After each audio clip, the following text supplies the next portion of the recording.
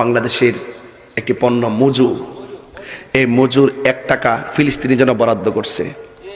তবে আমি আশা করব মজু কর্তৃপক্ষের কাছে, আমি জানতাম যে এটার দাম হলো 80 টাকা, আজকে ফেসবুকে দেখলাম এটার দাম 100 টাকা। আমার মনে হচ্ছে যদি এটা গুজব হয়ে থাকে আমি উড়াই দিলাম, যদি এটা অরিজিনাল হয়ে থাকে আমি বলবো মজু আপনি এই সিদ্ধান্ত নেবেন না। 80 টাকাটা 80 টাকায় বিক্রি করবেন, 1 টাকা দেওয়ার নামে আবার 19 টাকা ব্যবসা করবেন না। কথা কোন ঠিক না বে ঠিক?